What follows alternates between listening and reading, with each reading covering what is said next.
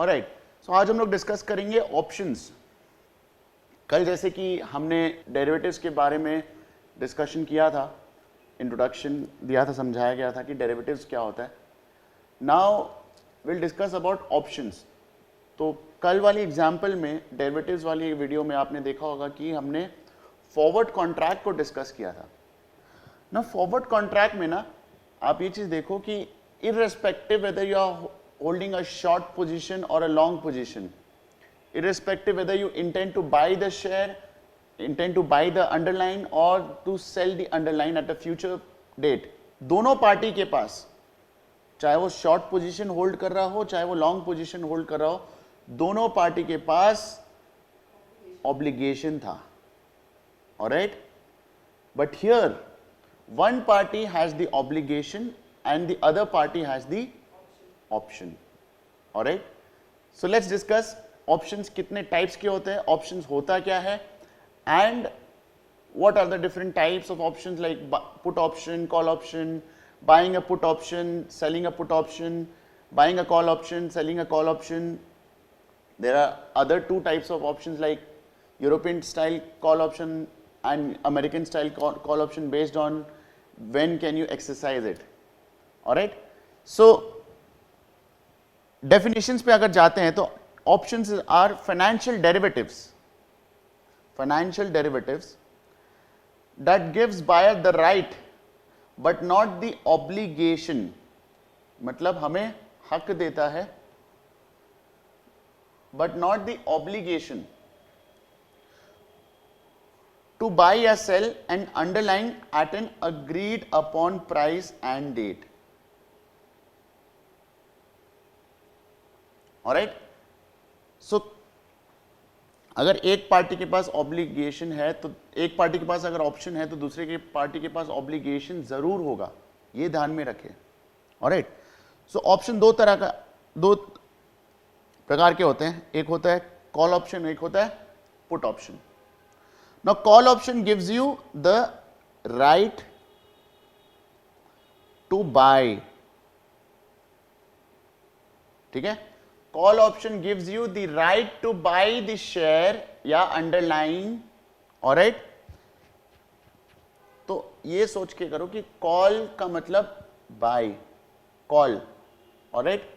So call option gives the holder of the call option, ठीक है ना, जो बंदे के पास, जिस बंदे के पास कॉल ऑप्शन है, so I am talking from the perspective of the holder of the call option. Alright, तो जिस बंदे के पास कॉल ऑप्शन है उसके पास राइट टू बाई है। राइट टू बाई का मतलब उसके पास एक राइट है कि वो एक फ्यूचर डेट पे, जो कि प्री डिटरमाइंड है, वो अग्रीड अपॉन है, ठीक है, बिटवीन द पार्टीज, एक फ्यूचर डेट पे एक पर्टिकुलर प्राइस पे, that is also again agreed upon, already discuss किया हुआ है वो प्राइस, ठीक है। सो लेट्स सपोज आज से 6 महीने बाद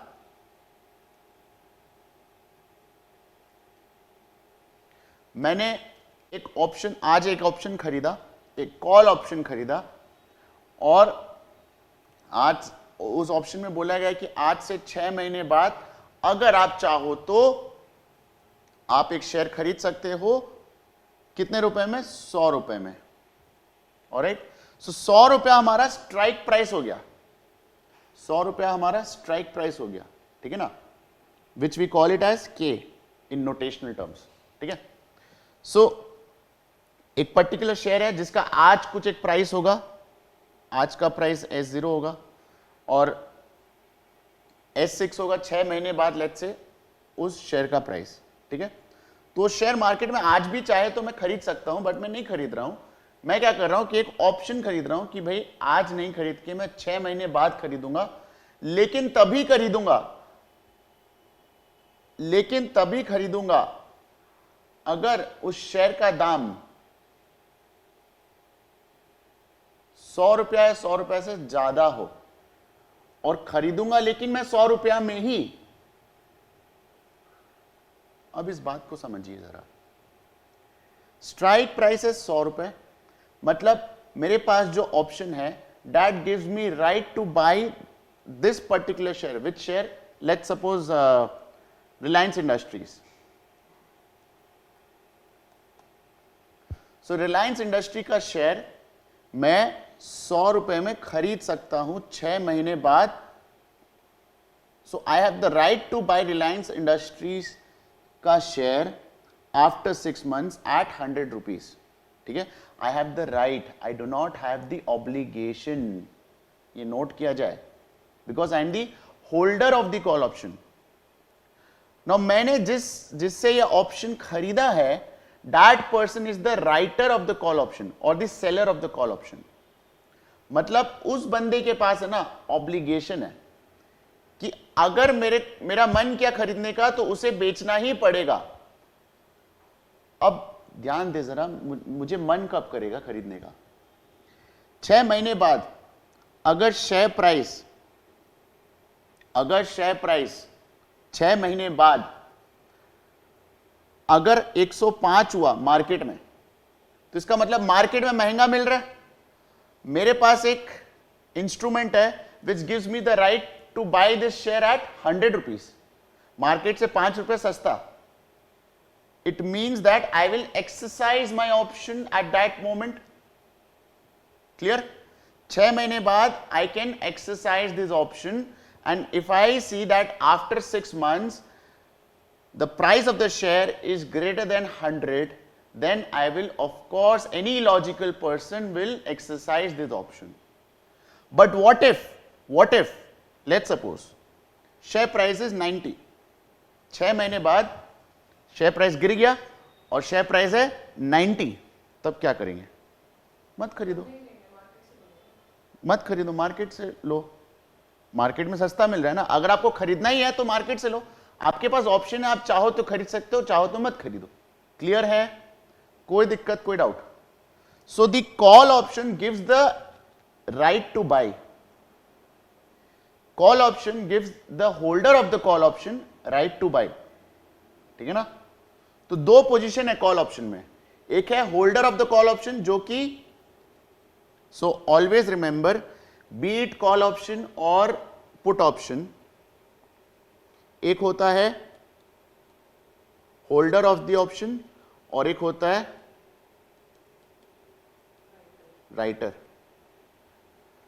तो जो होल्डर है उसके पास क्या है? ऑप्शन है. और जो राइटर है उसके पास क्या है? ऑब्लिगेशन है. चाहे कॉल हो चाहे पुट हो, उससे मतलब नहीं है. Clear? So writer is basically the seller of an option. मतलब कोई एक ऑप्शन है, उस ऑप्शन का सेलर है. नोट किया जाए, शेयर का सेलर नहीं, ऑप्शन का सेलर. ठीक है? और जो होल्डर है that's the buyer of the option. वो ऑप्शन खरीद रहा है, वो हक खरीद रहा है. राइट टू बाय या राइट टू सेल खरीद रहा है. Getting my point? So call option is right to buy, put option is similarly right to sell. Call put, call मतलब बाय, पुट मतलब सेल. कॉल मतलब राइट टू बाय, पुट मतलब right to sell. Clear? Note किया जाए, दोनों rights है. ठीक है ना? दोनों ऑप्शन है, ऑब्लिगेशन नहीं है. Clear? From the holders perspective. Point clear? Now both the options can be bought and sold. ठीक है? So if you are buying a call option, it means you are holding an option. It means you have the right to buy the share, buy an underlying at an agreed upon price and date. If you are selling a call option, it means that आपने ये option जो है ये बेचा है ना. एक चीज समझो बात को, ऑलवेज रिमेंबर, कोई भी बंदा ऑप्शन को तो एंजॉय करेगा ना, राइट्स को तो एंजॉय करेगा. ऑब्लिगेशंस को कभी कोई एंजॉय नहीं करता, जबरदस्ती किसी भी पसंद नहीं, करेक्ट? तो अगर मैं ऑप्शन राइटर हूं, ठीक है, और मैं किसी को बोल रहा हूं कि भैया आपका अगर मन करे इस ऑप्शन के तहत, अगर आपका फ्यूचर में मन करे तो आप चाहे तो ये शेयर मुझसे 100 रुपए में खरीद सकते हो, फ्यूचर में मतलब लेट्स सपोज 1 साल बाद, ठीक है? सो मैं ऑप्शन राइटर हूं अब, ठीक है, तो मैंने आपको एक राइट दिया है कि आप फ्यूचर में 1 साल बाद मेरे से 100 रुपए में ये शेयर खरीद सकते हो। अगर आपको मन करेगा खरीदने का तो मुझे बेचना ही पड़ेगा। लुक एट द लैंग्वेज, बेचना ही पड़ेगा, ऑब्लिगेशन। और अगर आपका नहीं मन है तो मत खरीदना। मैं आपको खरीदने के लिए फोर्स नहीं कर सकता, बट आप मुझे बेचने के लिए फोर्स जरूर कर सकते हो। अब पॉइंट समझ में आया? राइट्स और ऑब्लिगेशन के बीच में डिफरेंस क्या है? सेम इज विद पुट, ठीक है? So if you are the buyer of the put option, position थोड़ा चेंज करते हैं, सिनेरियो चेंज करते हैं। Let's say you are the buyer of the put option, ठीक है ना? Buyer of the put option, so if you are the holder of the put option, in other words it means you have an option, आपके पास एक option है, आपके पास obligation नहीं है, आपके पास ऑप्शन है, ठीक है? तो if you are the buyer of the put option, it gives you the right to sell a particular underlying at an agreed upon price and date. Clear? मतलब आप चाहे तो बेच सकते हो फ्यूचर में 1 साल बाद, लेट्स से 1 साल बाद फ्यूचर में आप चाहे तो बेच सकते हो इस शेयर को, एक पर्टिकुलर शेयर को 100 रुपए में, लेट्स से। इट मींस 100 रुपए में अगर आप बेच सकते हो, नाउ व्हाट इफ शेयर का दाम फ्यूचर में 95 हुआ,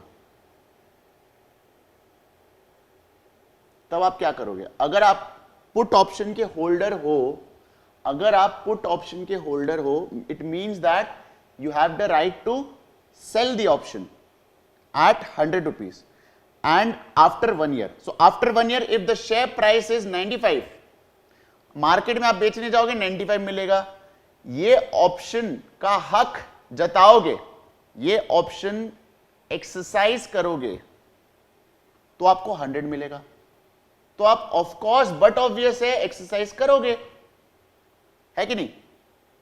So if the price of the underlying at maturity is lesser than the strike price, then any logical put option holder will exercise the option. Clear? Now what if the price is 110? अगर price 110 हुआ, you are the holder of the put option, इसका मतलब है कि आप market में 110 में बेच सकते हो, इस ऑप्शन के तहत आप 100 रुपए में बेच सकते हो। Why will you exercise the option? आप क्यों हक जताओगे भैया? आपके पास तो ऑप्शन है ना, मत बेचो। You do not have the obligation. Clear? तो अगर आप 100 रुपए में बेचना चाहो तो बेच सकते हो, आपकी मर्जी, आपकी मर्जी। Point clear? कोई दिक्कत, कोई डाउट? क्लियर है? नाउ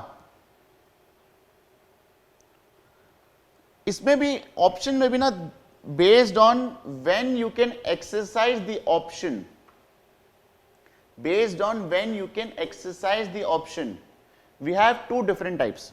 एक है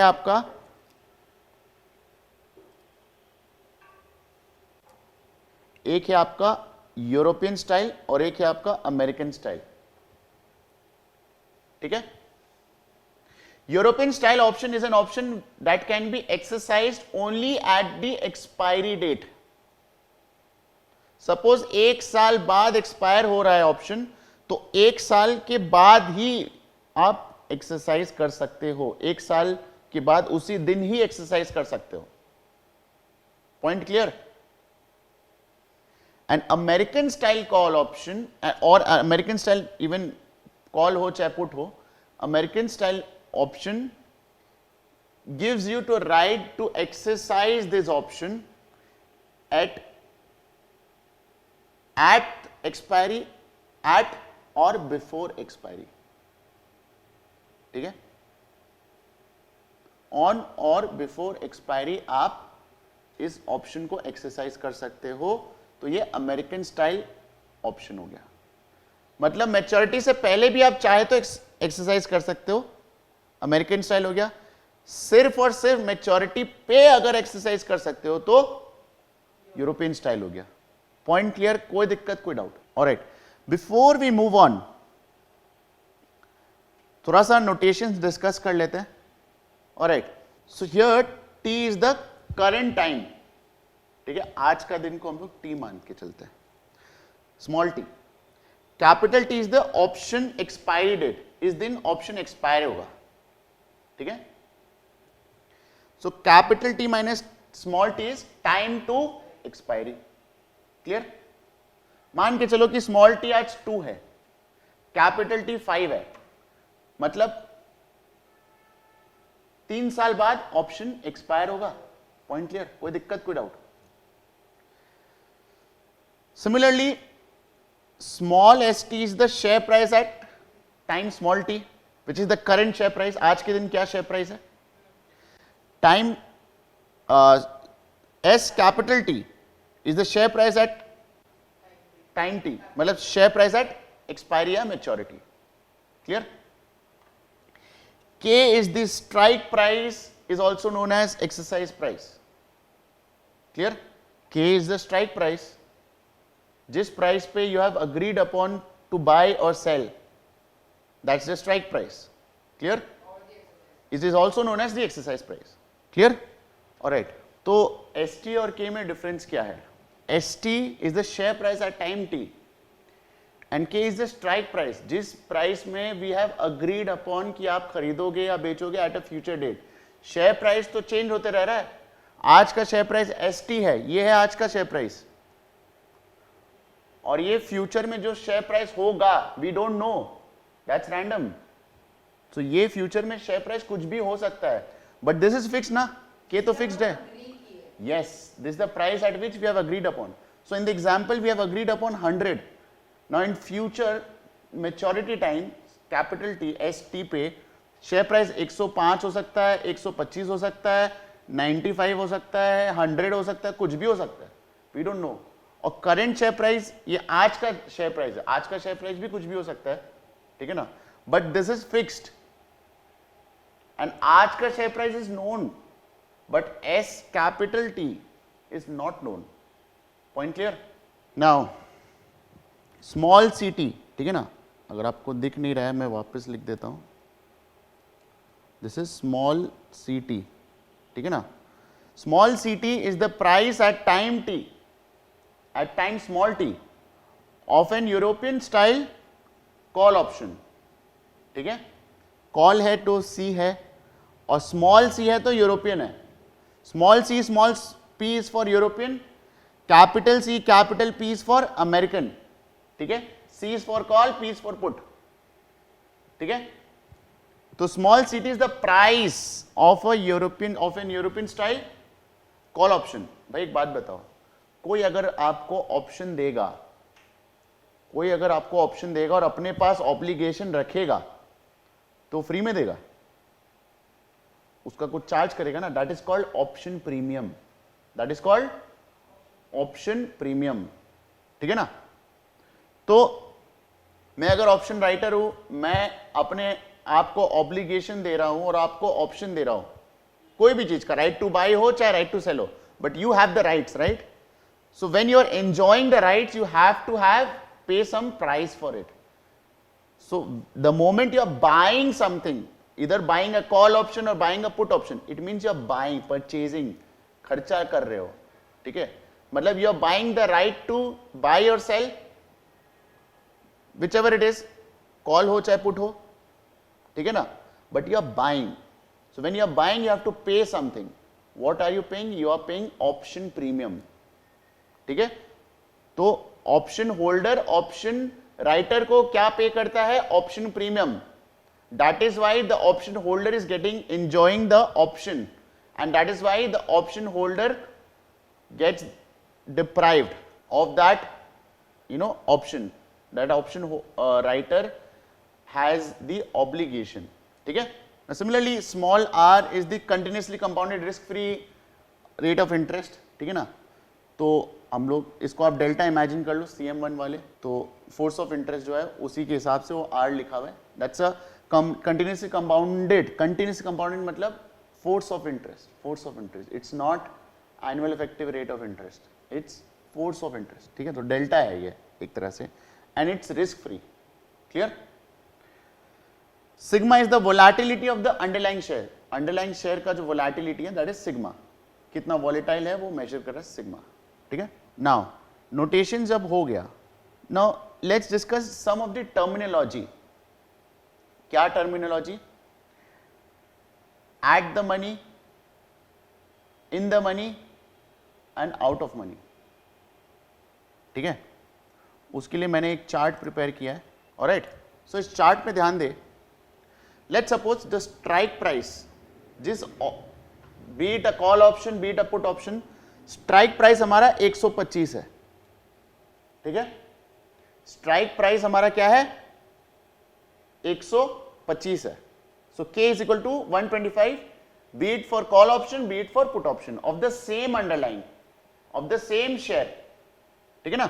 Now 125 अगर है तो what will be the payoff? ठीक है ना. और ये हमारा डिफरेंट मैच्योरिटी प्राइसेस है, मैच्योरिटी स्टॉक प्राइस है. ठीक है, मतलब ST का वैल्यूज दिया हुआ है अलग अलग सिनेरियो पे. ठीक है,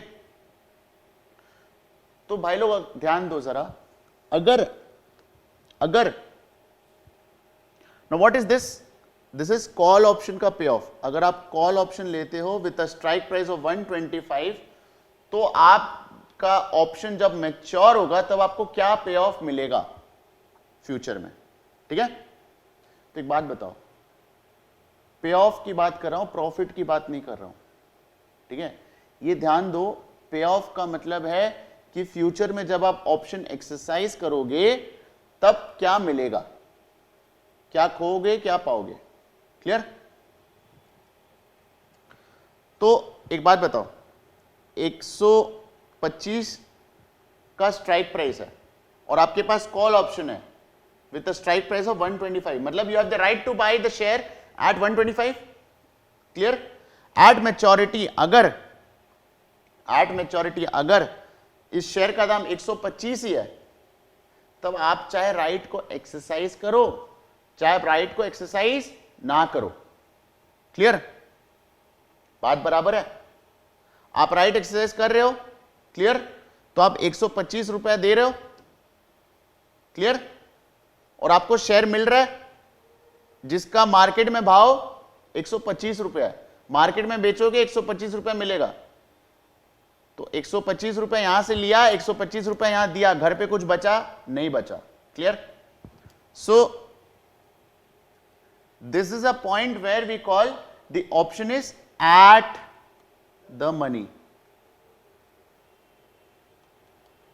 so if the strike price, if K is equal to ST, then we call the call option is at the money. The same is true for put. The same is true for put option. अगर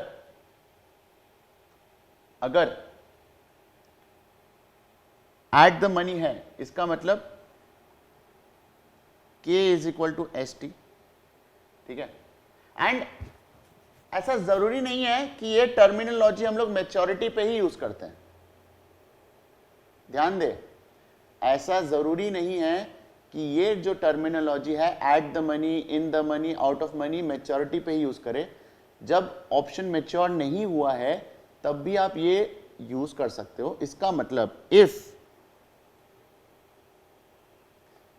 k is equal to s small t, if k is equal to s small t, it means, देखो eight the money, in the money, out of money को समझने का best तरीका ये है कि आज अगर इस ऑप्शन को एक्सरसाइज कर सकते हो, अगर, ठीक है ना, अगर आप इस ऑप्शन को आज एक्सरसाइज कर सकते हो, मतलब बिफोर मैच्योरिटी अगर एक्सरसाइज कर सकते हो, तो आपको कितना मिलेगा, ठीक है।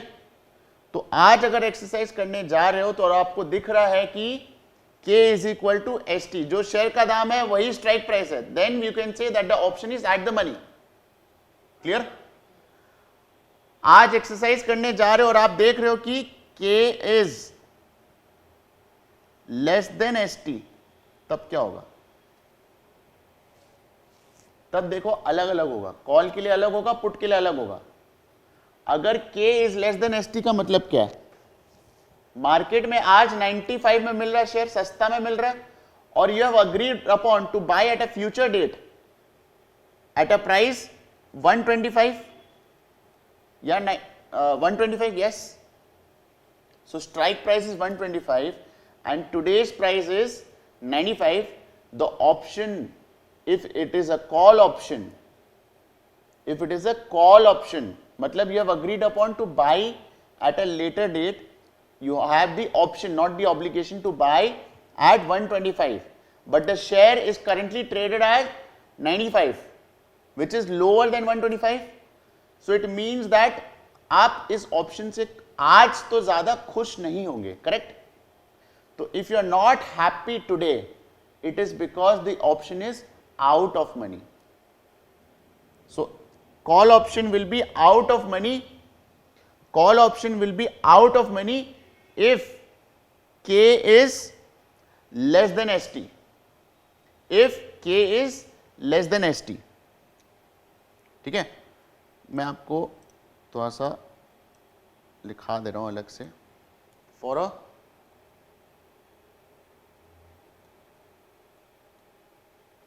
call option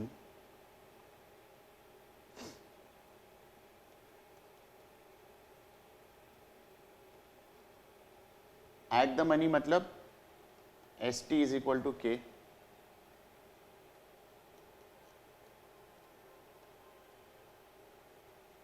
out of money मतलब st, मतलब आप अभी आपका जो एक्सरसाइज प्राइस है k that is greater than st.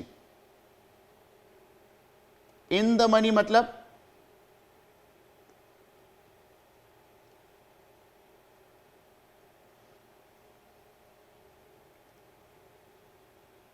st is greater than k, मतलब आज अगर आप एक्सरसाइज करने जाओगे और अगर आपको कुछ मिलेगा, that is called, the option is, the call option is in the money. Why? Because आज के दिन पे ही शेयर का भाव है लेट्स सपोज 150 रुपया, आज के दिन ही शेयर का भाव है 150 रुपया और strike price was 125।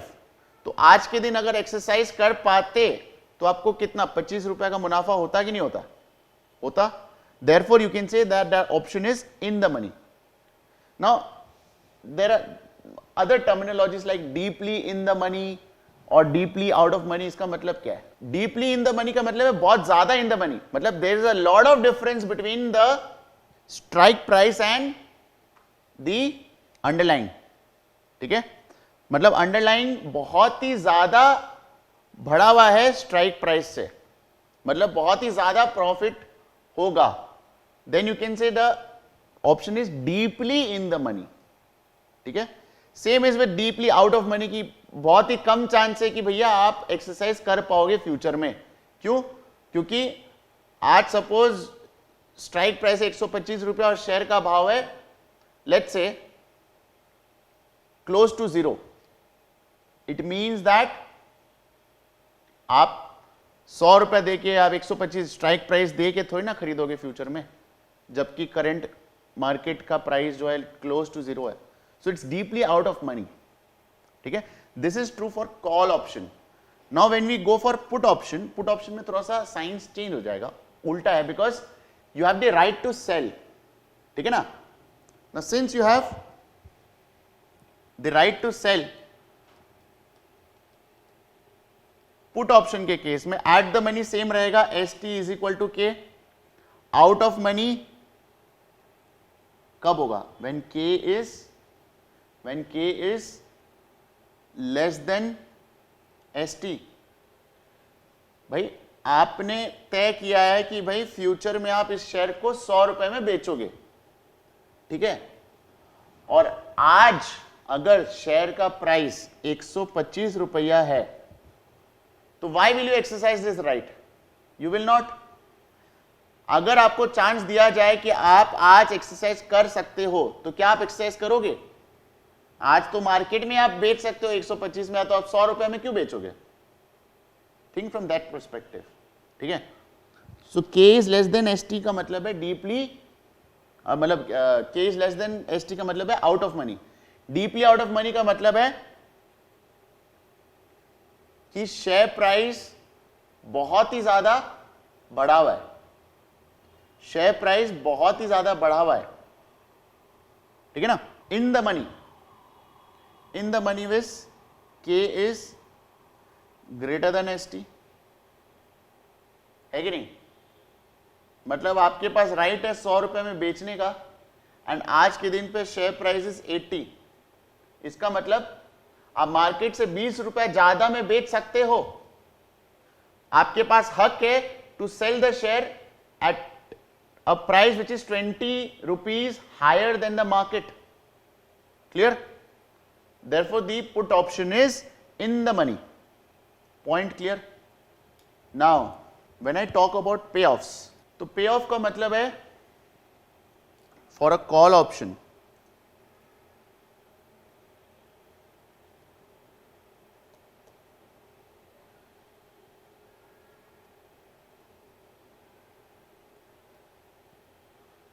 for the holder of the call option, what will be the payoff?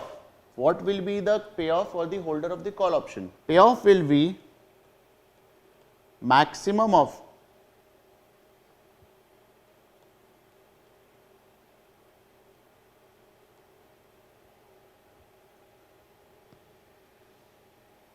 ST minus K, 0.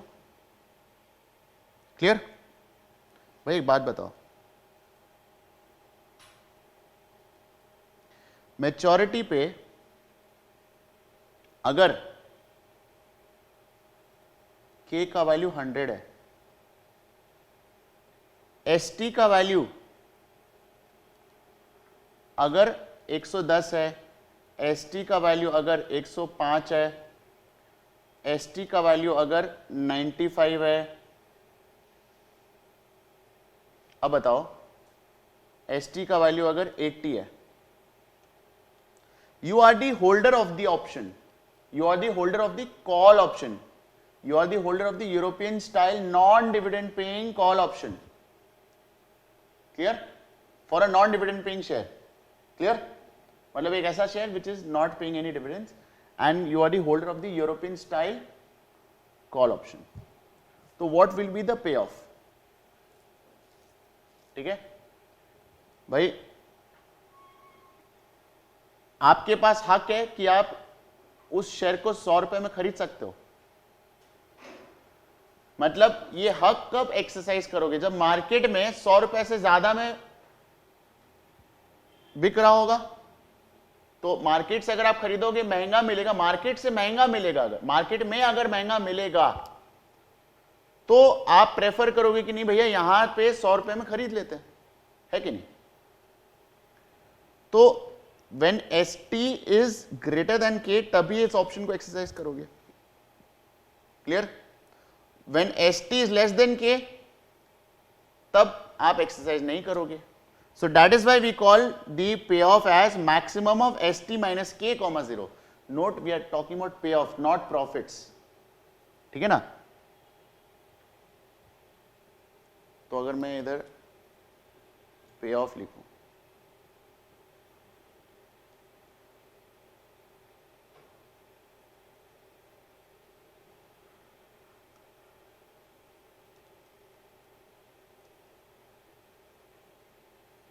What will be the profit for the holder?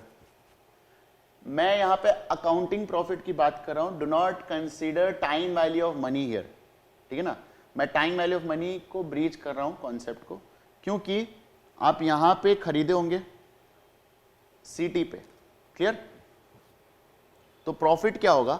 Profit जितना मिल रहा है होल्डर को, which is the maximum of S T minus के comma 0 minus उसके लिए उसने कितना पे किया, क्लियर।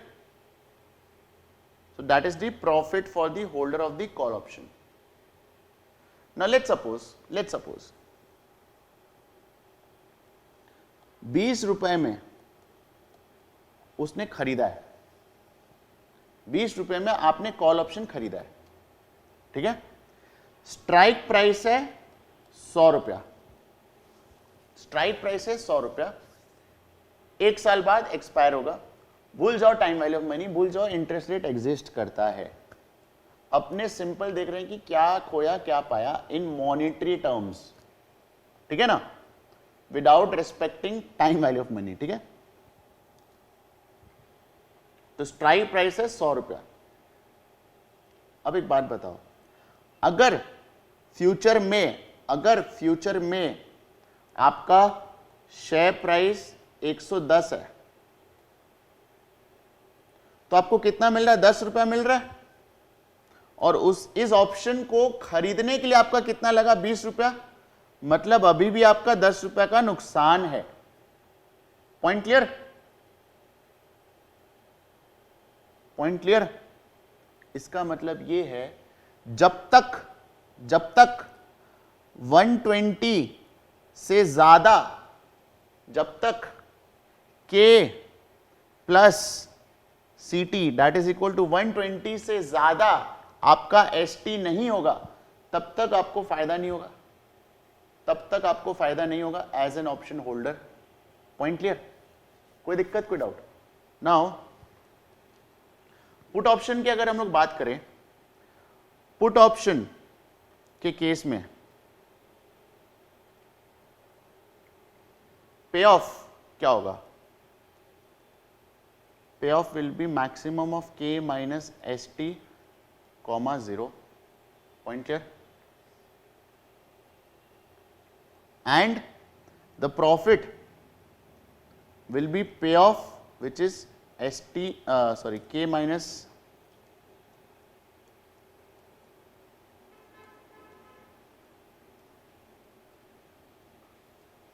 Point clear? कोई दिक्कत, कोई डाउट? आगे बढ़े। नाउ टू फर्दर अंडरस्टैंड कि क्या क्या पे ऑफ होगा, अगर कॉल ऑप्शन है 125 स्ट्राइक प्राइस है तो, और शेयर प्राइस भी 125 है तो आपका पे ऑफ 0 रहा। Point clear? और अगर शेयर प्राइस 130 हुआ, स्ट्राइक प्राइस 125 है, स्ट्राइक प्राइस हमारा फिक्स है 125, स्टॉक प्राइस अगर 130 हुआ मैच्योरिटी पे तो आपका 5 रुपया पे ऑफ होगा, अगर 135 हुआ तो 10 रुपया पे ऑफ होगा, अगर 140 हुआ तो 15 रुपया पे ऑफ होगा, if you are holding a call option. Point clear? Now if you are holding a put option, तो अगर एट maturity the strike price is 120 and you are the holder of the put option with the at maturity the stock price is 120 and you are the holder of the put option with a strike price of 125. ठीक है, share का दाम है 120 और strike price है 125, मतलब you have the right to sell at 125 irrespective market में कुछ भी हो। तो मार्केट में अगर 120 में बिक रहा है तो आप इस राइट को एक्सरसाइज करोगे, आप ज्यादा में बेचोगे। भाई मार्केट से 125 में खरीद लिया और उसको 125 में बेच दिया, 5 रुपए का मुनाफा होगा कि नहीं होगा? सो पे ऑफ विल बी 5.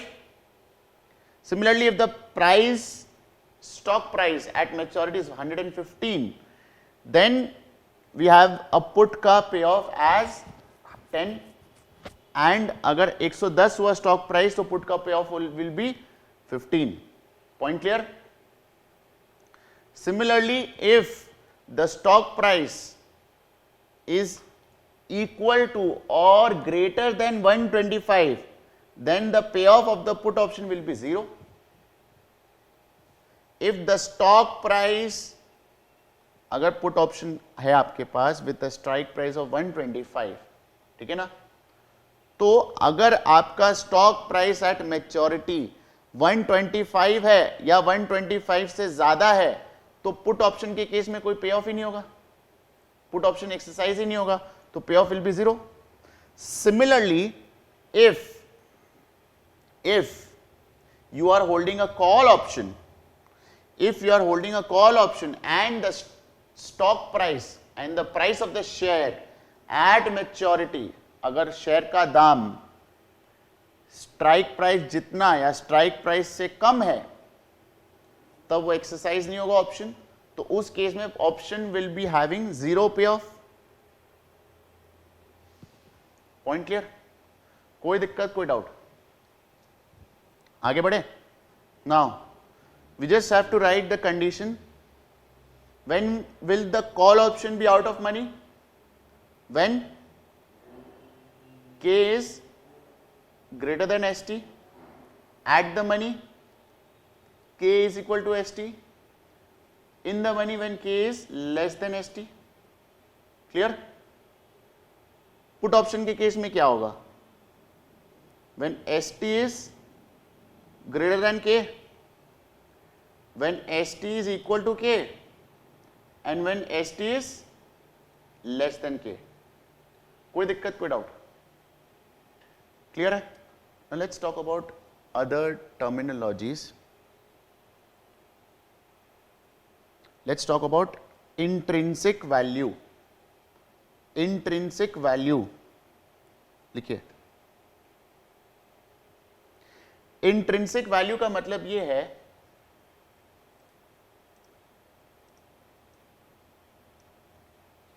कि अगर आप आज एक्सरसाइज कर पाते ऑप्शन को, तो आपको कितना मिलता. That's it. चाहे कोई भी ऑप्शन आप होल्ड कर रहे हो, अगर आप आज उसको होल्ड कर पाते ऑप्शन को, तो आपको कितना मिलता. That is the intrinsic value. तो इसका मतलब है कि अगर ऑप्शन इन द मनी है, तभी intrinsic value will be positive. Clear है? मतलब intrinsic value is equal to 0 if the option is out of money or at the money, and if the option is in the money. If the option is in the money, what will be the intrinsic value? आज के दिन अगर exercise कर पाते तो आपको कितना मिलता? ST minus K, because the option is in the money. Similarly आज के दिन पुट ऑप्शन के केस में कितना मिलता? अगर आप एक्सरसाइज कर पाते तो K minus ST, and this the intrinsic value in case of call option and put option respectively, if the option is in the money. If the option is at the money or out of money, then the intrinsic values are 0 for both call and put option. Clear? Now what is the time value या option value? देखो भैया, price of an option is equal to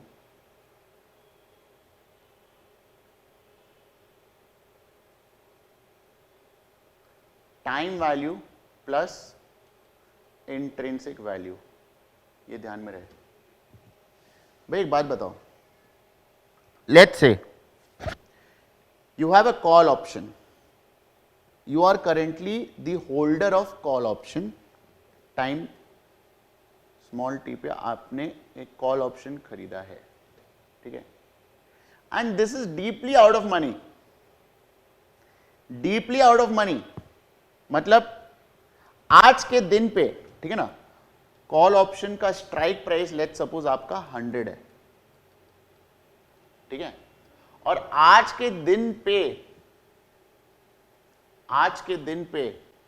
share का भाव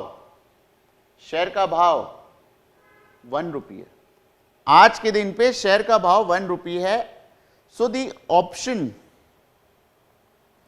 is deeply out of money. भाई आज अगर आप exercise करने जाओ आपको कुछ नहीं मिलेगा, और आपको लग रहा है, उम्मीद भी नहीं है फ्यूचर में कि भाई कुछ मिले भी, उम्मीद नहीं है, लेकिन पॉसिबिलिटी तो है, देयर इज सम पॉसिबिलिटी कि फ्यूचर में टाइम कैपिटल टी में ये 100 रुपया से ऊपर भाग जाए शेयर का price, depending on the volatility of the share of course, and depending on how well the company performs in everything. There are lot of factors that can take this share price from 1 to a value which is greater than 100 at maturity। but आज के दिन पे intrinsic value तो zero है, but still the option will have some value, but still the option will have some value। why?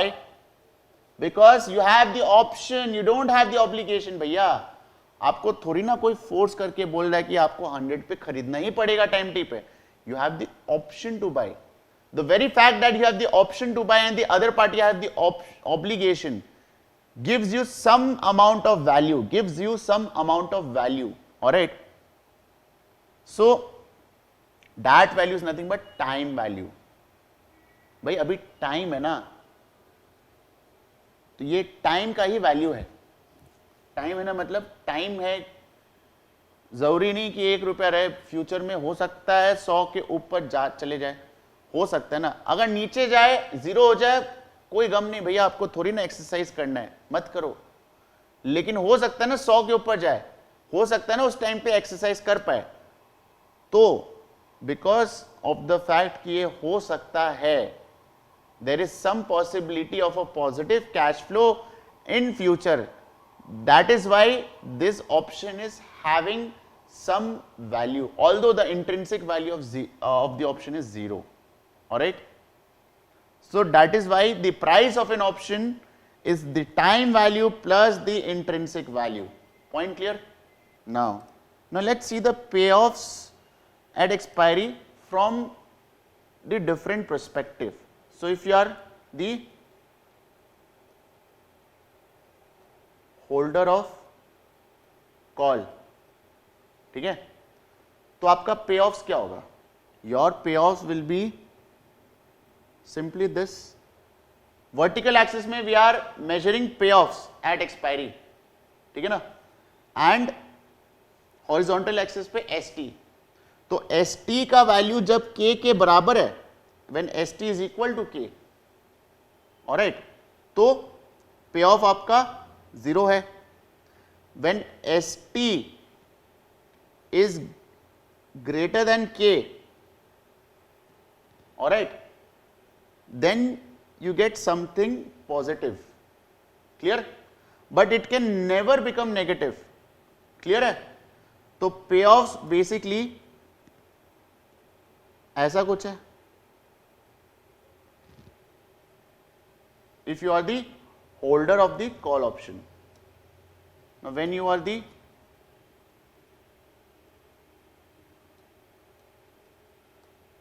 holder of the put option, what will be the payoff?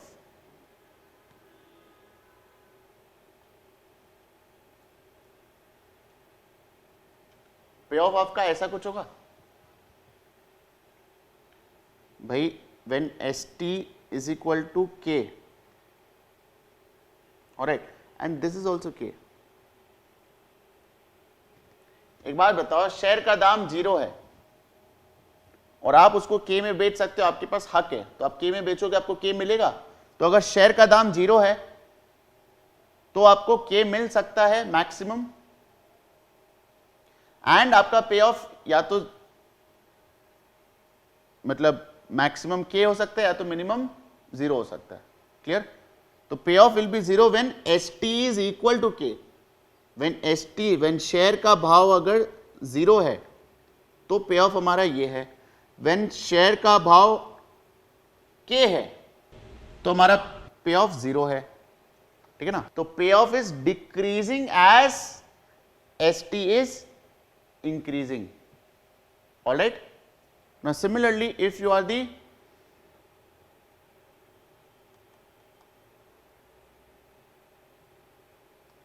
writer of call and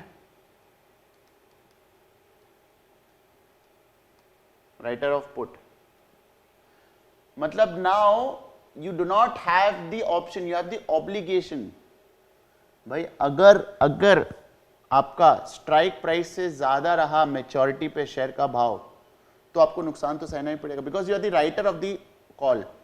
बंदा जो जिसको आपने बेचा है उसके पास option है और आपके पास ऑब्लिगेशन है, तो वो अगर एक्सरसाइज करेगा तो आपको खरीदना है बेचना तो पड़ेगा, based on what ever you have return. Call है कि पुट है ऑप्शन, ठीक है ना।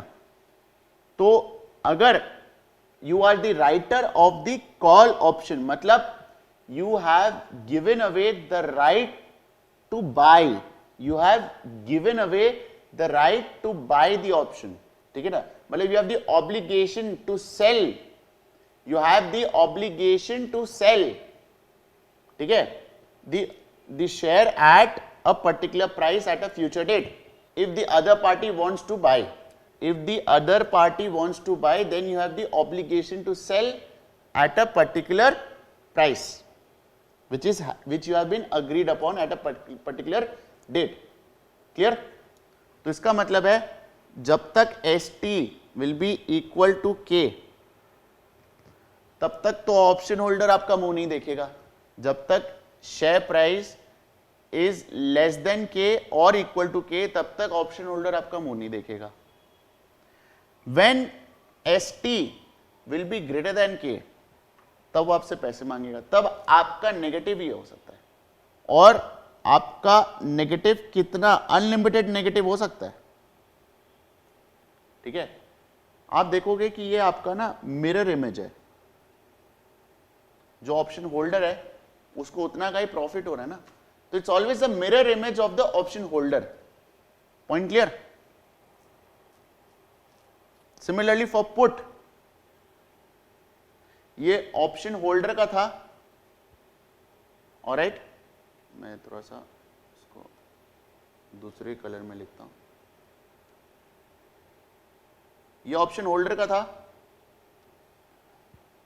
ये कर्व नहीं है, ठीक है ना, स्ट्रेट लाइन है। ये ऑप्शन राइटर का होगा, उसका मिरर इमेज, ठीक है ना।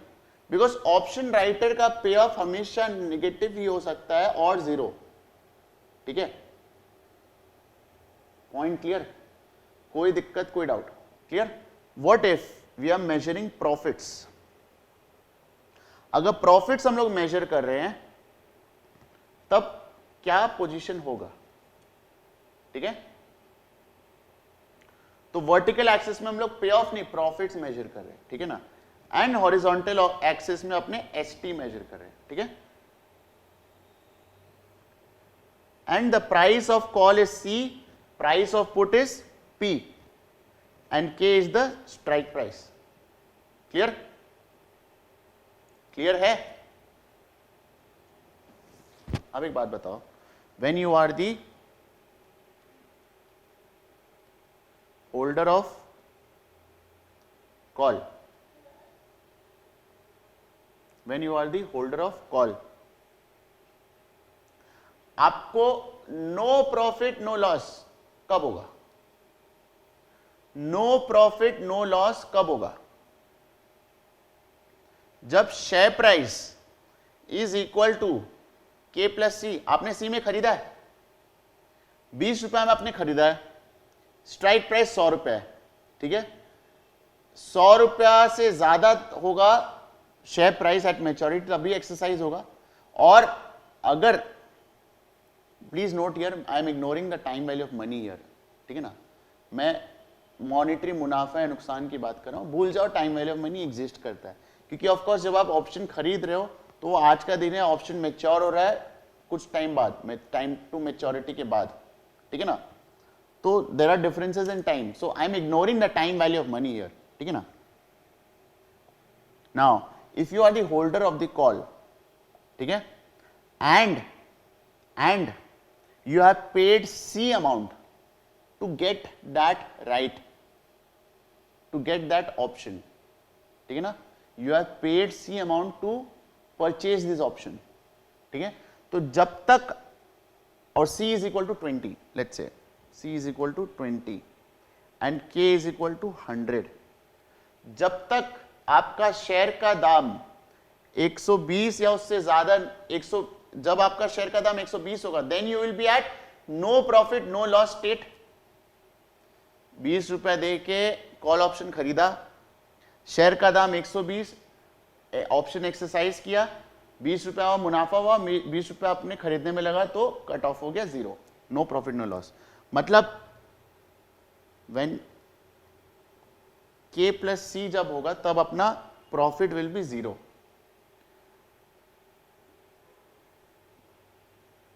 When ST is less than K, ST जब लेस देन K तब तो ऑप्शन एक्सरसाइज ही नहीं हो रहा है, तब आपका नुकसान जो है वो C, आपने नुकसान सहा है यहां तक जब तक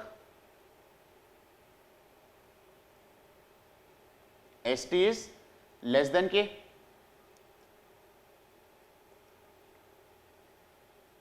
ऑलराइट, एंड जैसे जैसे ST K से बढ़ते जाएगा वैसे वैसे आपका नुकसान कम होते जाएगा और आप फिर ब्रेक इवन पे आओगे and then you will start earning profits.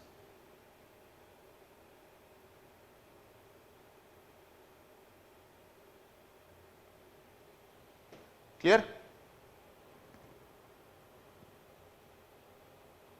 So this is the graphical representation of profits from the point of view of the holder of the call option. Now if you are the holder of the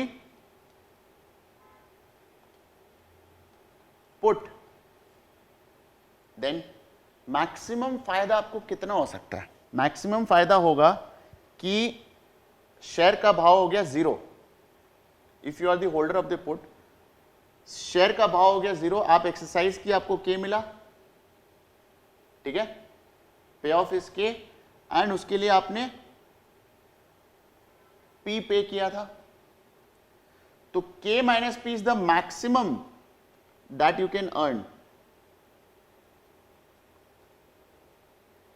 alright, K minus P is the maximum that you can earn। Clear? And कब आप break even पे हो गए? Break even पे कब हो गए? जब लेट सपोज P का वैल्यू है 20 और K का वैल्यू 100 है, ठीक है ना, मतलब you have the right to buy the share, to sell the share at 100, ठीक है, तो मार्केट में 80 में मिल रहा है, पुट ऑप्शन आपने खरीदा है 20 पे, स्ट्राइक प्राइस है 100, मतलब you have the right to sell this share at 100 irrespective of the market price. तो आप राइट एक्सरसाइज करोगे because K is greater than ST, exercise करोगे आपको 20 पे ऑफ मिलेगा, और आपने 20 रुपया दिया था वाइल परचेजिंग। Point clear? तो ब्रेक इवन कब होगा? when ST is equal to K minus P,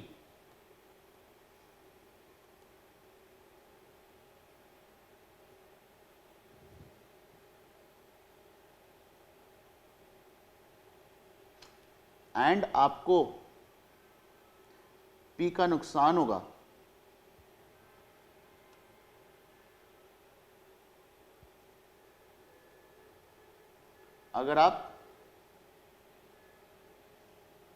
अगर ST is greater than K, इफ ST is greater than K तब आपको P का नुकसान होगा। Point clear? कोई दिक्कत, कोई डाउट? क्लियर है?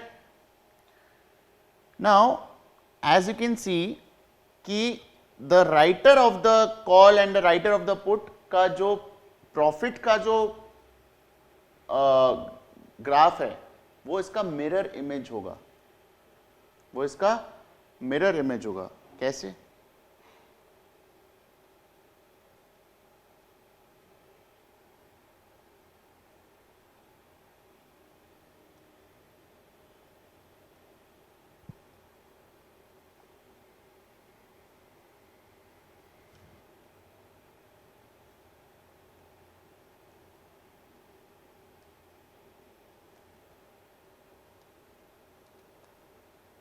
ये पॉइंट हो गया K,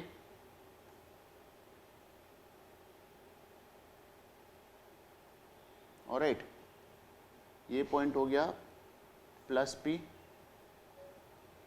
ये पॉइंट हो गया प्लस C, एंड ये पॉइंट हो गया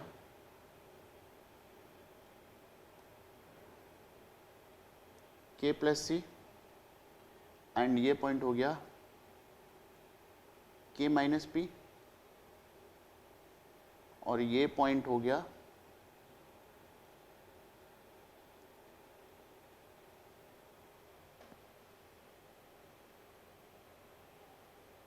alright.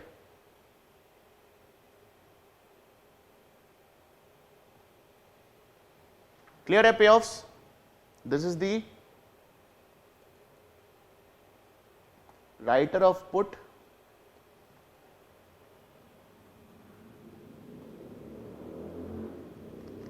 writer of call,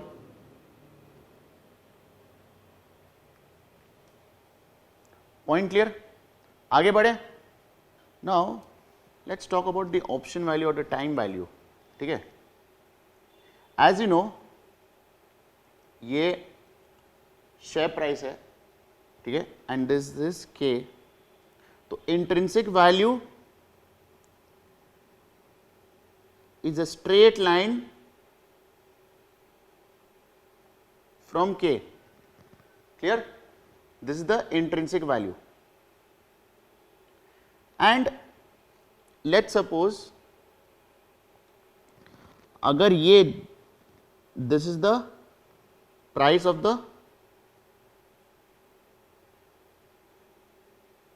call option,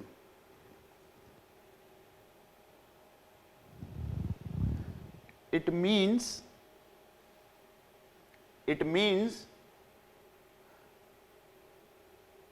that पहला बात तो जैसे जैसे इंट्रिंसिक वैल्यू बढ़ेगा वैसे वैसे प्राइस बढ़ेगा कॉल ऑप्शन का, ये तो क्लियर है. अब ये देखो, इवन इफ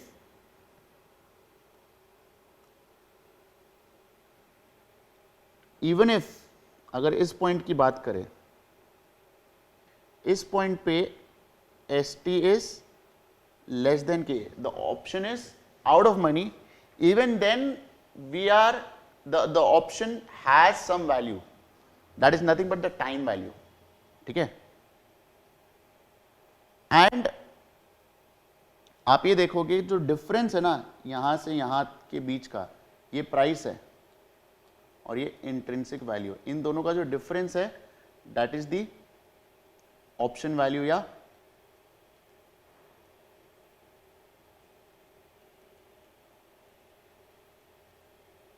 टाइम वैल्यू. ठीक है ना. तो आप देखोगे कि ये जो डिफरेंस है ना ये सबसे ज्यादा है when ST is equal to K, because there is a lot of uncertainty कि शेयर प्राइस बढ़ेगा कि घटेगा हमें पता नहीं. तो ऑप्शन का वैल्यू सबसे ज्यादा होता है, ऑप्शन का या टाइम वैल्यू सबसे ज्यादा होता है. ठीक है ना. Price of the option and option का वैल्यू डिफरेंट होता है. ठीक है ना. Option value and price of the option is different. Option value is nothing but time value. So time value सबसे ज्यादा होता है ऑप्शन का when the current share price is equal to the strike price, because there is a lot of uncertainty कि ऊपर जाएगा कि नीचे जाएगा हमें नहीं पता रहता. मैं ये नहीं बोल रहा कि price of the option is greatest when ST is equal to K. It will be greater if ST is greater than K, लेकिन जो टाइम वैल्यू है वो उतना ज्यादा नहीं होगा जितना यहां पे था, बिकॉज मैं यहां पे टाइम वैल्यू की बात कर रहा हूं. ठीक है ना. Of course price of the option will increase as ST will increase. ठीक है ना. बट यहां पे टाइम वैल्यू की बात हो रही है. The very fact that you have the option, उस ऑप्शन इटसेल्फ का वैल्यू मैं बात कर रहा हूं. क्लियर. तो सिर्फ ऑप्शन का वैल्यू सबसे ज्यादा होता है when ST is equal to K. Point clear. Now let's talk about factors affecting option prices. ST and price of the call option में पॉजिटिव रिलेशनशिप है, जैसे जैसे शेयर का प्राइस बढ़ेगा वैसे वैसे कॉल ऑप्शन का प्राइस भी बढ़ेगा, है कि नहीं? Because it will move from out of money state to in the money state, and जैसे जैसे बढ़ेगा वैसे वैसे ज्यादा ऑप्शन होल्डर एंजॉय करेगा वो moment. Clear? There is a negative relationship between the price of the put option and the underlying share price. ठीक है ना? ठीक है। और ये चीज आप पे ऑफ से भी रिकॉग्नाइज कर सकते हो कि कॉल ऑप्शन का पे ऑफ क्या होता है, maximum of S T minus के कॉमा 0, और पुट ऑप्शन का मैक्सिमम ऑफ के माइनस एस टी कॉमा 0। तो सिमिलरली अगर strike price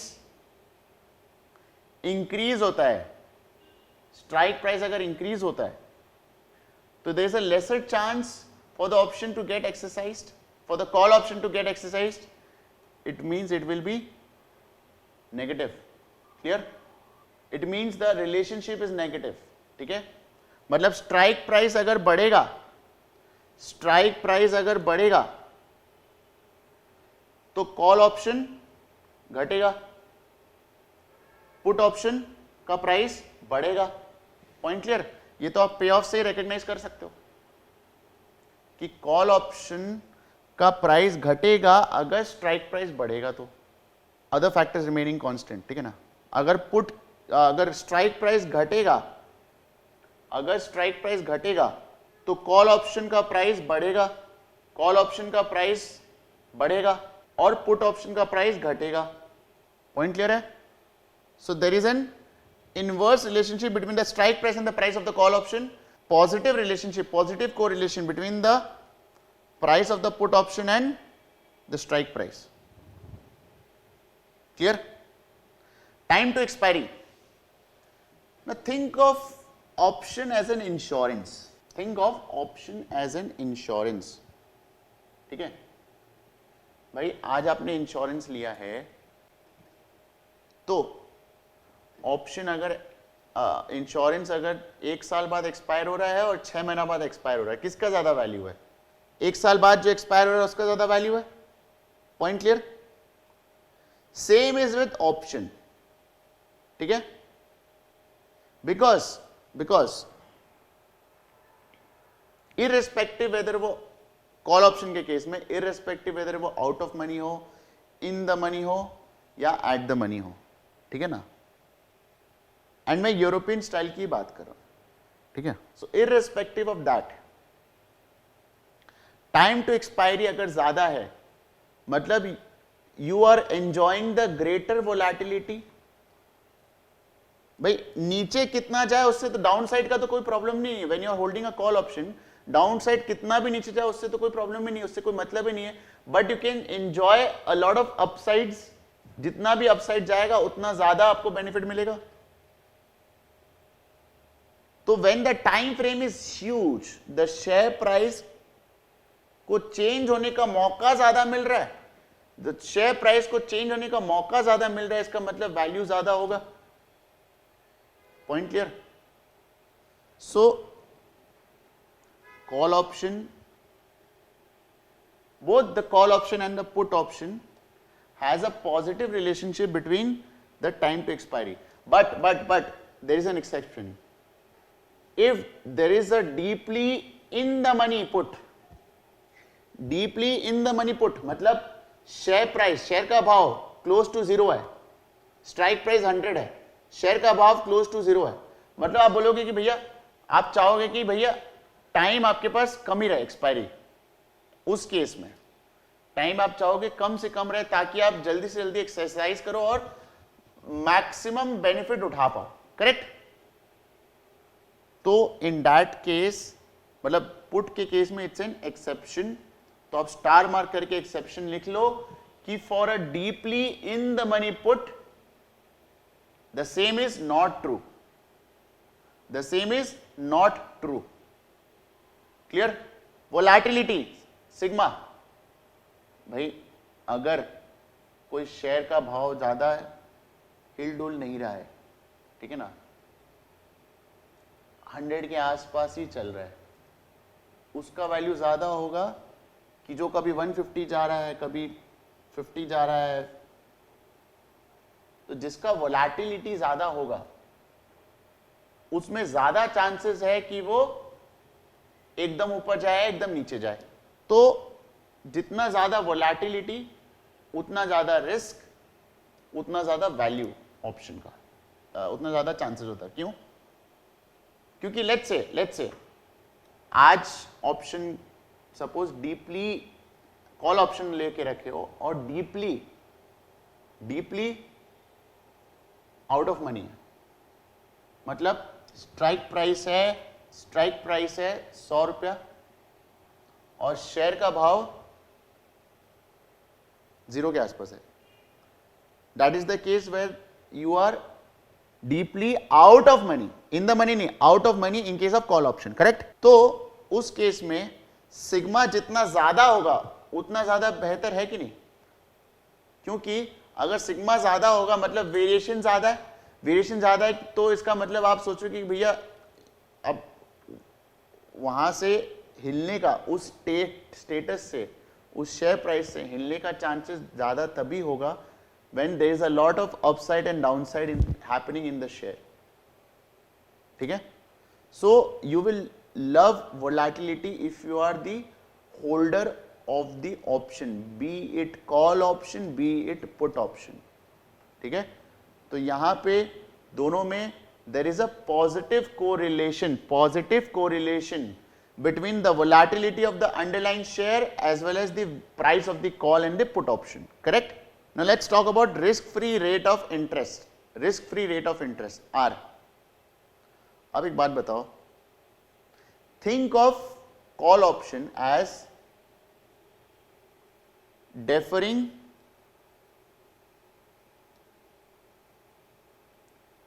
purchase. Call option का instrument as deferring purchase. If you are holding a call option, it means you are deferring the purchase of share. आप आज नहीं खरीद के एक साल बाद खरीद रहे हो by holding a call option, correct? Instead of buying the share right away, you are deferring your purchase. मतलब आप आज नहीं पे करके बाद में पे कर रहे हो। क्लियर?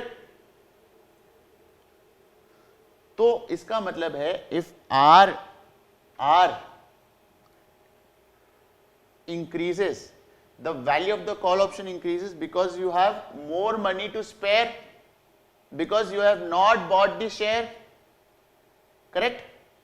आपने शेयर खरीदा नहीं है, you have more money to spare and you can earn interest on that money, you can earn a higher risk free rate of interest on that money, alright, because you have deferred the purchase.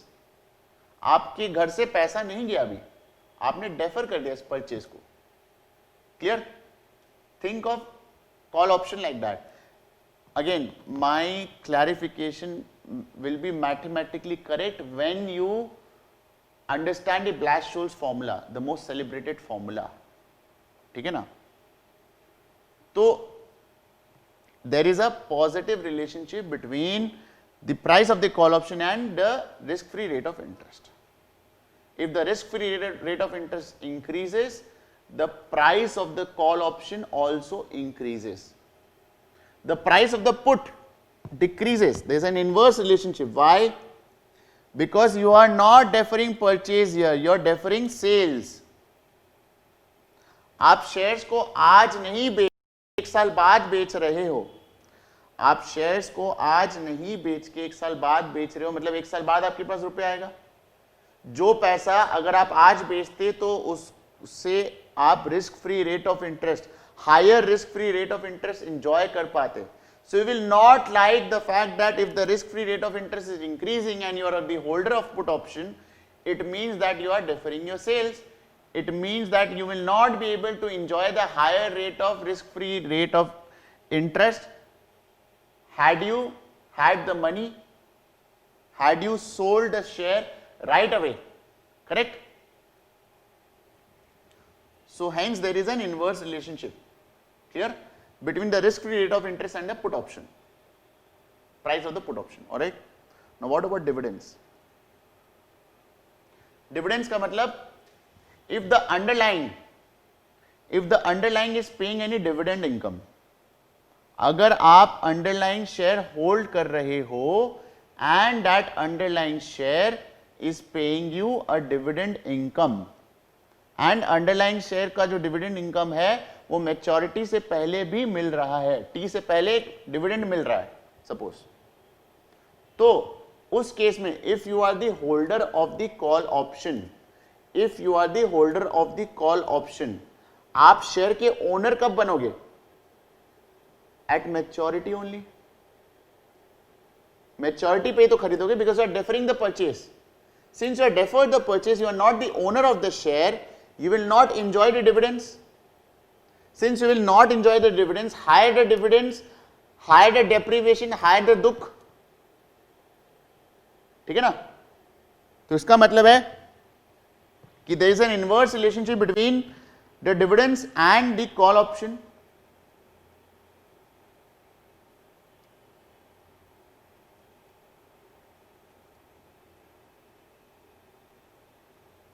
And put के लिए उल्टा है, put के लिए you are deferring sales, when you are deferring sales it means you are not selling the share right now, alright, if you are not selling the share right now, उससे जो dividend है वो आपको मिलेगा because you are the current owner of the share.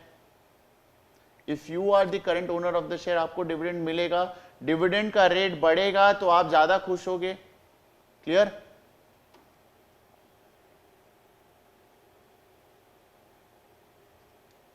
Point clear? Now these two will be, आप mathematically इन दोनों को prove easily कर सकते हो व्हेंस you see the Black Scholes formula. ठीक है, जब आप ब्लैश-शोल्स फॉर्मूला पढ़ोगे तो मैथमेटिकली इजीली इन दोनों को आइडेंटिफाई कर सकते हो। Point clear? कोई दिक्कत, कोई डाउट? आगे बढ़े। Now let's discuss the lower bounds and the upper bound. Lower bounds का मतलब है कि इसके नीचे तो ये ऑप्शन प्राइस होगा ही नहीं,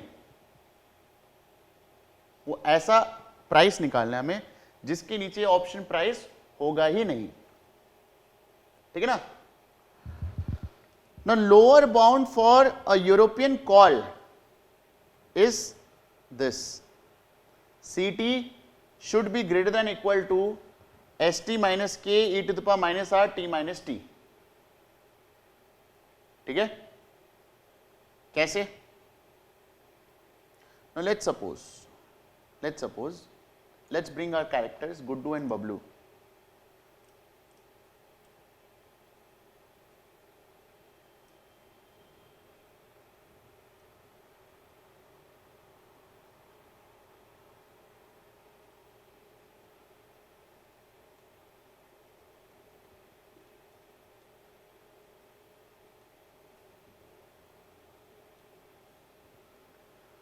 गुड्डू भैया ने शेयर खरीदा, ज्यादा दिमाग लगाते नहीं है, मतलब पता ही है कैरेक्टर। और बबलू भैया ने एक कॉल ऑप्शन खरीदा और कुछ पैसे इन्होंने risk free rate of interest में इन्वेस्ट किया। कितना इन्वेस्ट किया? K E to the power minus R T minus T. ठीक है, इतना रुपया इसने risk free rate of interest में इन्वेस्ट किया for T minus T years, and एक कॉल ऑप्शन खरीदा, एक यूरोपियन स्टाइल कॉल ऑप्शन खरीदा जिसका स्ट्राइक प्राइस है K, which gives you the right to buy the same underline जो कि गुड्डू ने खरीदा। Alright, now at maturity what will happen? क्या हो सकता है? या तो S T is less than K, I am writing S capital T, note here, maturity पे स्टॉक प्राइस हो सकता है के से कम हो। गुड्डू को इतना मिलेगा, गुड्डू का ये वैल्यू है। क्लियर? गुड्डू के पास जो है पोर्टफोलियो उसका वैल्यू ये है। बबलू के पास क्या है? सीटी है। क्या वो एक्सरसाइज करेगा? S T is less than के? No. So the payoff from the call option is 0. Now what about the investment? The risk free rate of investment will grow to K. वो तो सर्टेन है for sure. तो तीनों case, कोई भी case हो, K तो उसको मिलेगा ही मिलेगा क्योंकि risk free rate of interest earn कर रहा है. Point clear? अब ST is equal to K. इसको ST मिल रहा है, गुड्डू को तो ST ही मिल रहा है, ठीक है ना. बबलू को क्या मिल रहा है? ST is equal to K. क्या ऑप्शन एक्सरसाइज करेगा कॉल ऑप्शन? नहीं, 0. अब in the third scenario ST is greater than K. Clear? क्या बबलू एक्सरसाइज करेगा? यस, एक्सरसाइज करेगा. कितना मिलेगा पे ऑफ? एक्सरसाइज करने पर ST माइनस K मिलेगा. Point clear? अब एक चीज बताओ, ये सिनेरियो में ये दोनों इक्वल है भाई. ST is equal to K. तो जितना गुड्डू के पास है, जो पोर्टफोलियो का वैल्यू गुड्डू का है, वही पोर्टफोलियो वैल्यू बबलू का है. When ST is greater than K, तो जो पोर्टफोलियो का वैल्यू गुड्डू का है वही पोर्टफोलियो का वैल्यू बबलू का है, दोनों इक्वल है. But when ST is less than K, when ST is less than K, तो इसका मतलब this is less than this.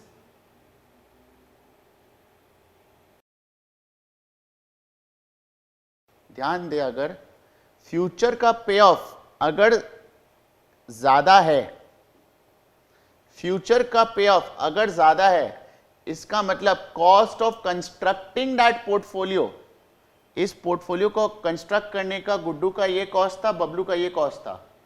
तो अगर बबलू का फ्यूचर का पे ऑफ ज्यादा है तो cost of constructing the portfolio भी ज्यादा होना चाहिए. ये लॉजिक क्लियर है? तो इसका मतलब can I right CT plus K e to the power minus R T minus T is either greater than or equal to ST. इसका मतलब है CT is greater than equal to ST minus K e to the power minus R T minus T. So this is the lower bound for a European style call option. अगर European style call option है तो minimum इतना price तो charge करेगा ही करेगा option holder. Minimum इतना price, इससे ज्यादा भी कर सकता है, मिनिमम इतना तो करेगा ही करेगा. पॉइंट क्लियर है? सो यूरोपियन कॉल क्लियर है. Now when we talk about American call, American call का लोअर बाउंड यूरोपियन कॉल के बराबर है. अमेरिकन कॉल का लोअर बाउंड यूरोपियन कॉल के बराबर है. In fact for a non dividend paying share,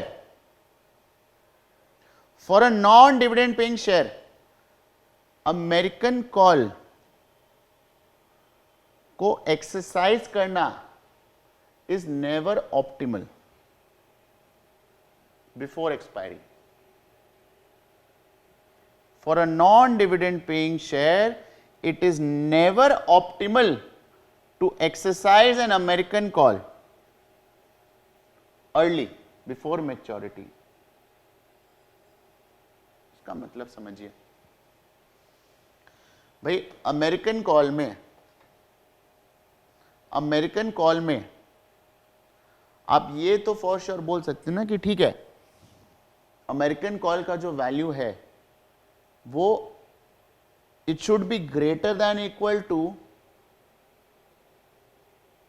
small CT, because आपको एक राइट एक्स्ट्रा मिल रहा है. एक राइट एक्स्ट्रा क्या कि भाई मैच्योरिटी अगर 1 साल बाद है तो 1 साल बाद भी आप चाहे तो एक्सरसाइज कर सकते हो. लेकिन यूरोपियन स्टाइल क्या 1 साल बाद ही होगा एक्सरसाइज उसी पॉइंट पे, लेकिन अमेरिकन स्टाइल 1 साल पहले भी चाहे तो एक्सरसाइज कर सकते हो. मैं ये बोल रहा हूं करके कोई फायदा नहीं है. करके कोई फायदा नहीं है। क्यों भाई, एक बात बताओ, C T is greater than equal to S T minus K E to the power minus R T minus T, ये तो प्रूवन है। और ये भी प्रूवन है कि this is greater then S T minus के। भाई सीधा सा पॉइंट है, कौन सा बड़ा है, के बड़ा है कि K E to the power K into E to the power minus R T minus t बड़ा है, के बड़ा है।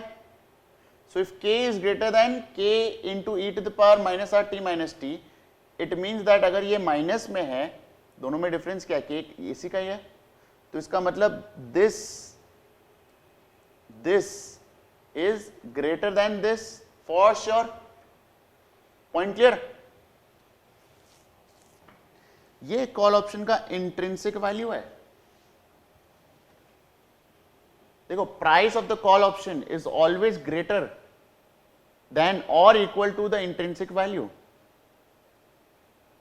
आज आप एक्सरसाइज करोगे, आपको कितना मिलेगा, एस टी माइनस के। लेकिन एक बार एक्सरसाइज कर दिए तो फिर आपके पास ऑप्शन थोड़ी ना एंजॉय करने को, नहीं ना। तो इसका मतलब है ये तो हुआ intrinsic value S T minus K, plus एक ऑप्शन वैल्यू भी होता है, and that will be equal to the price of the call option. Clear. चाहे यूरोपियन स्टाइल हो चाहे अमेरिकन स्टाइल हो। Point clear. तो इसका मतलब है कि it is not optimal to, never optimal to exercise the American call on a non dividend paying share early.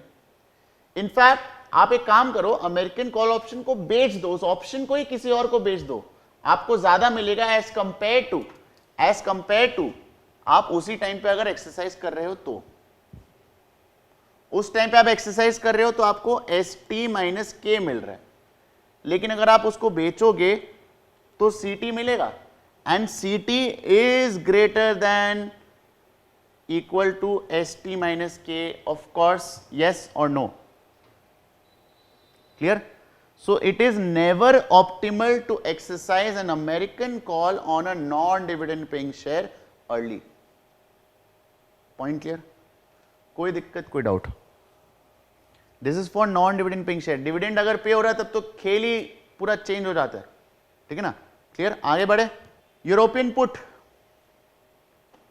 Now European put का lower bound is this. Again आ जाते characters पे, गुड्डू एंड बबलू।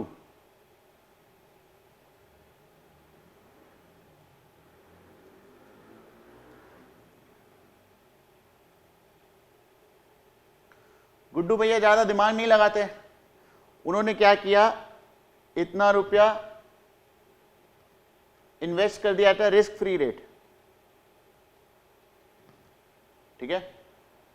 बबलू भैया एक पुट ऑप्शन खरीदे और एक share खरीदे, ठीक है। नाउ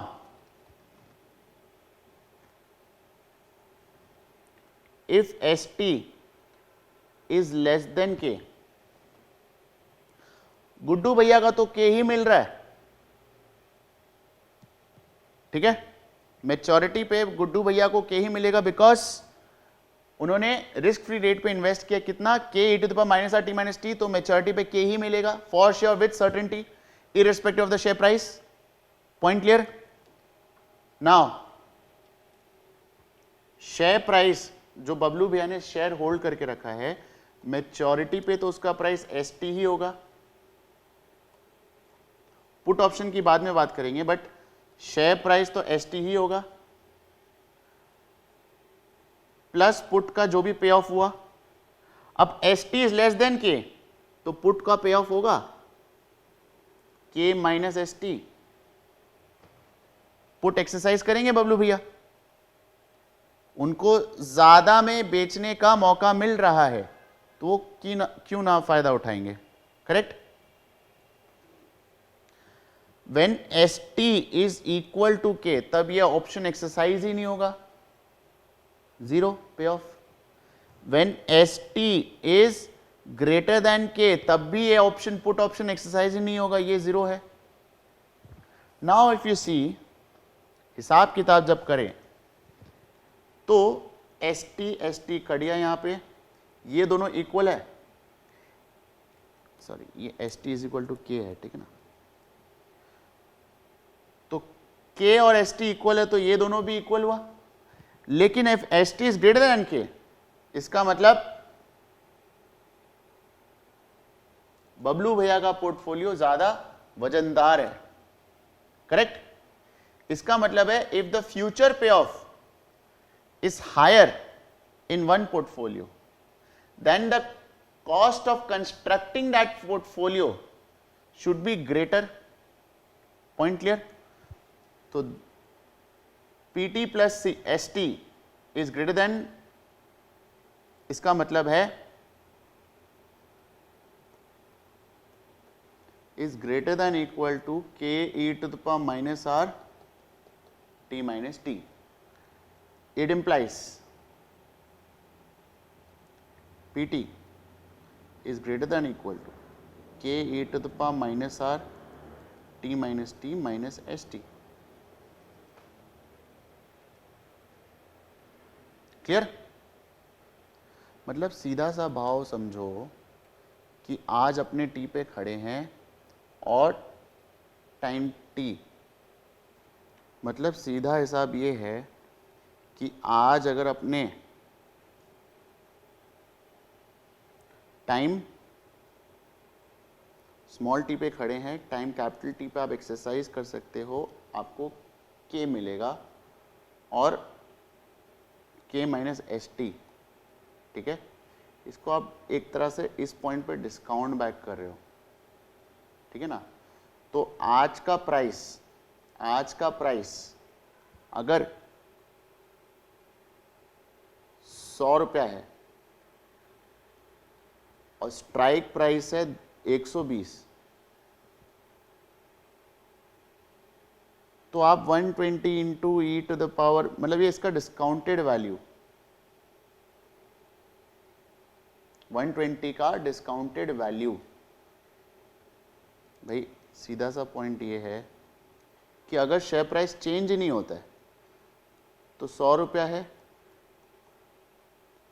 टाइम टी पे 120 रुपए में बेचने का मौका मिल रहा है, मतलब टाइम टी का जो कैश फ्लो है उसको डिस्काउंट बैक कर लिए, तो 120 को डिस्काउंट बैक किए E to the power minus R T minus T से, और उसको बेच रहे 100 रुपये में, तो अगर कुछ भी वैल्यू मिल रहा है that is the minimum value that the option writer will charge you, ठीक है ना। और ये कैसे, how P T is greater than equal to K E to the power minus R T minus S T, this we have already proven. Point clear? But for American put, remember कि you can exercise this option early, है कि नहीं। Suppose option share का भाव पहुंच गया 0 और आज आपके पास अमेरिकन पुट है, तो आप तुरंत का तुरंत एक्सरसाइज करोगे कि नहीं करोगे? करोगे। So American put में it is not, we cannot say that it is not optimal to exercise in American put on a non dividend paying share early, ऐसा नहीं बोल सकते अमेरिकन पुट के लिए, क्लियर। अमेरिकन कॉल के लिए बोल सकते हो, क्लियर।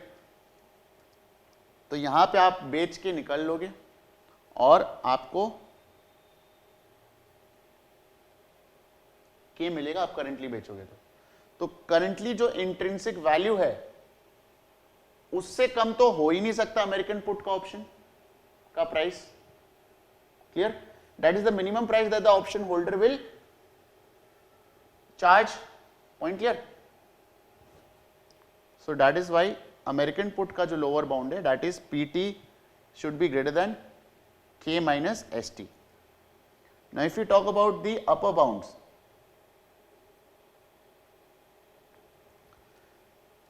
European call है CT should be less than equal to the share. Upper bound मतलब इससे ज्यादा चार्ज नहीं कर सकता। भाई एक बात बताओ,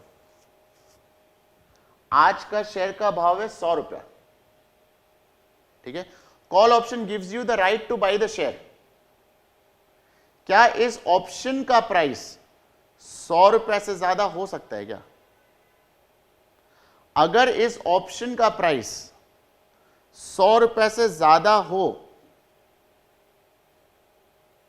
अगर इस ऑप्शन का प्राइस 100 रुपए से ज्यादा हो, तो भैया हम शेयर ना खरीद ले? बोलिए, पॉइंट क्लियर? क्योंकि स्ट्राइक प्राइस अगर आपका 0 भी है, क्या क्लोज टू 0 भी है, आपका शेयर का जो प्राइस है करेंटली वो 100 रुपया है। फ्यूचर में 100 रुपया रहेगा नहीं रहेगा पता नहीं। अगर 100 रुपया भी रहा तो आज के दिन पे उसका प्राइस, उस कॉल ऑप्शन का प्राइस, क्योंकि पे ऑफ आपको 100 मिल रहा है क्लियरली, के का वैल्यू 0 है, कॉल ऑप्शन का प्राइस शुड बी इसका discounted value into E to the power minus R T minus T at least. तो कहने का पॉइंट ये कि द ऑप्शन का price can never be higher than, option का price can never be higher than the price of the share itself. That is for the call option, that is true for the call option, be it American style, B it European style. Point clear? Now when we talk about European puts, European put में maximum क्या हो सकता है? Think about the maximum benefit कि the company has become bankrupt, shares are 0, share का price 0 है, तो आप उसको एक्सरसाइज कब करोगे? आप उसको टाइम टी पे एक्सरसाइज करोगे। आज टाइम स्मॉल टी है, तो आपको के फॉर श्योर मिलेगा ही, क्योंकि शेयर अब 0 हो गया और वो 0 पे रहेगा आपको लग रहा है। तो मैक्सिमम बेनिफिट आपको क्या मिल सकता है? E to the power minus R T minus T, because ये इसका डिस्काउंटेड वैल्यू है के का। तो मैक्सिमम बेनिफिट का डिस्काउंटेड वैल्यू से ज्यादा तो आपको नहीं चार्ज कर सकता ना पुट ऑप्शन का होल्डर, पुट ऑप्शन का writer. Point clear? So this is the upper bound and the American put का upper bound is K, of course because it is stricter condition कि भाई हो सकता है कि आज के दिन पे शेयर का भाव अगर 0 है तो आज के दिन पे इंट्रिंसिक वैल्यू के, और आज के दिन पे आप एक्सरसाइज करोगे तो आपको के मिलेगा, तो ऑप्शन का, पुट ऑप्शन का price will be the equal to intrinsic value. Point clear? कोई दिक्कत, कोई डाउट? आगे बढ़े। Now put call parity, this is very very important. Will also prove this using Greeks but not now. ठीक है, put call parity में आप किसी को भी, नाउ दिस इज इंपॉर्टेंट कि put call parity is true for a non this equation कि C T plus K E to the power minus R T minus T is equal to P T plus S T is true. इसमें assumption ये है कि the underlying is a non dividend paying share. Point clear? And it is true only for European style option. ठीक है,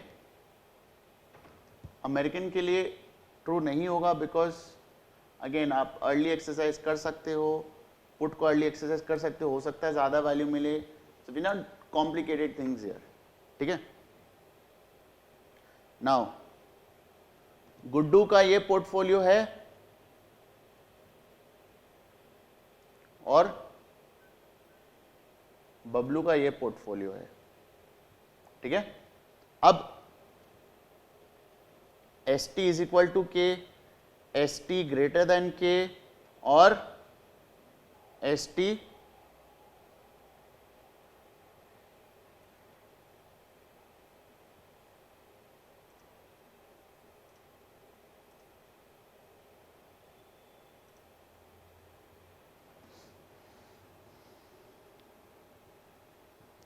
less than के, ये तीनों scenario है। ठीक है, अब देखते हैं गुड्डू के पास क्या है, बबलू के पास क्या है। 0 0 दोनों कॉल और पुट 0, को एक्सरसाइज वैल्यू कुछ है नहीं उसका, एक्सरसाइज पे पे ऑफ, इस पे के मिला और इस पे एस टी मिला, ठीक है। एस टी ग्रेटर देन के, तो कॉल ऑप्शन एक्सरसाइज होगा, पुट ऑप्शन एक्सरसाइज नहीं होगा। अच्छा, यहां पे मैं प्लस के प्लस एस टी प्लस के प्लस एस टी ले ले रहा हूं, ठीक है। बबलू का पोर्टफोलियो समझा दे रहा हूं, एक पुट ऑप्शन उसने होल्ड करके रखा है और एक शेयर खरीद के रखा है। गुड्डू का पोर्टफोलियो समझा रहा हूं कि उसने एक कॉल ऑप्शन होल्ड करके रखा और एक इन्वेस्टमेंट किया है risk free rate of interest पे, कितने का, K E to the power minus R T minus T पे, क्लियर। तो मैच्योरिटी पे गुड्डू के पास के तो रहेगा, चाहे शेयर प्राइस के से ज्यादा हो, के बराबर हो, चाहे के से कम हो, और बबलू के पास एक शेयर तो रहेगा ही, ठीक है। तो इसने हम लोग के एस टी पहले लिख दिया। अब आते हैं ऑप्शन पे। Now if S T is greater than के, तो कॉल ऑप्शन एक्सरसाइज होगा, पुट ऑप्शन एक्सरसाइज नहीं होगा। बबलू के पास पुट ऑप्शन है, 0 हो गया। गुड्डू के पास कॉल ऑप्शन है, तो गुड्डू भैया एक्सरसाइज करेंगे, कितना मिलेगा, एस टी माइनस के, clear. Now if S T is less than के, तो पुट ऑप्शन एक्सरसाइज होगा, कॉल ऑप्शन नहीं। तो कॉल ऑप्शन में 0 हुआ, पुट ऑप्शन एक्सरसाइज हुआ तो क्या होगा, के माइनस एस टी।